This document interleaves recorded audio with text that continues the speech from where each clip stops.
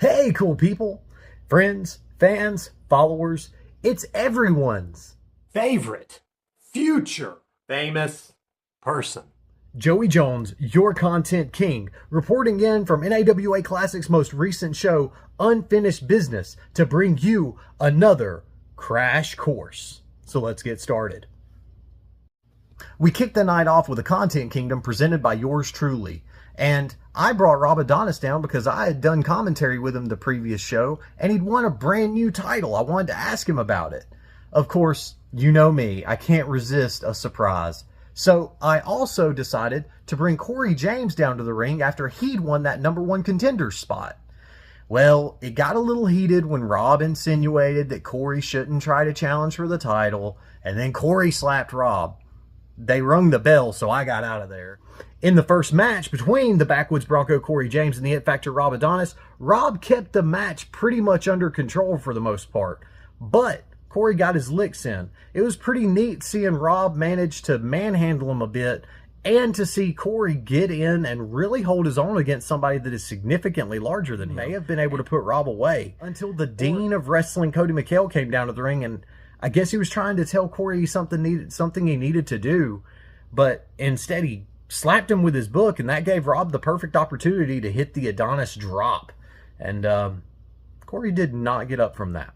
So the second match of the evening was a six-man tag contest that featured Jason Briers and the Golden Boys in Dallas Andrews and Cody McHale versus Tim Possible, Chris Gaines, and Julius Pryor. It was a great match. There was a lot of three-man stuff from the group of guys that get all the fan favor. And we got to see Jason Briers yet again prove that he is an extreme juggernaut, and got to see Julius Pryor do some really impressive striking stuff that he is so good at. As far as the Golden Boys go, there was just a lot of infighting, and ultimately that led to the downfall for their team. Both Cody and Dallas couldn't seem to get on the same page. It resulted in Dallas taking it on the chin from Tim Possible and Chris Gaines. They hit him with a three-man move, and then Jason Briers had to pull him out of the ring to protect him, and they lost by countout. The third match of the night was the $5,000 challenge that the Exotic Ones put out against the Southern Express for their tag team titles. Now, I had never seen the Exotic Ones wrestle before. It was quite the experience. They have very unique offense, and I don't know that Southern Express were really expecting what they got. But they did manage to turn the tables on them a few times. It seemed like the Southern Express were mostly there to play the hits, and they thought they'd get out of that one pretty easy. That did not turn out to be the case. Josh Haight got his bell rung with one of their bells, and the Exotic Ones managed to get the pinfall out of that one. Our fourth match of the evening was the I Quit match between Tyler Smith and Bobby Moore, of course being accompanied by Harley K. Now, this match started out as pretty standard fare. It looked like they were just going to do regular wrestling with one another until they managed to get outside the ring. They fought on the bleachers all around the arena. Then Bobby Moore brought out a belt and began to lash Tyler Smith with that belt. He tried to choke him. He did a lot of things, kept trying to get Tyler to quit, and he wouldn't. Ultimately, that led to Tyler getting cuffed to the ropes after having been struck with the knuckles that Bobby Moore has used previously. He got zip tied up, and then Bobby and Harley went a little bit further than I think anybody thought they would in dragging Tyler Smith's wife, Jen, into the ring. It did not look like it was going to go well, and then the Backwoods Bronco came down to the ring, and it looked like it was going to get even worse. Until the Bronco smashed Bobby Moore with a steel chair that everyone believed was meant for Tyler. So, when it was all said and done, Tyler got the belt, began to lash Bobby Moore, showed he could also use that belt for choking, and Bobby threw in the towel. He gave up, and Tyler Smith walked out the winner.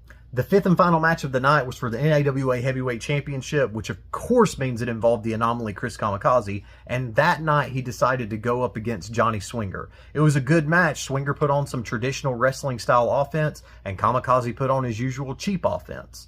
They both were going toe to toe, and Chris had a few moments where it seemed like he probably was going to have it in hand, even to the extent that he attempted the 450 and missed. And when he missed, that gave Swinger the opportunity to lock in that sleeper that Kamikaze's become so familiar with.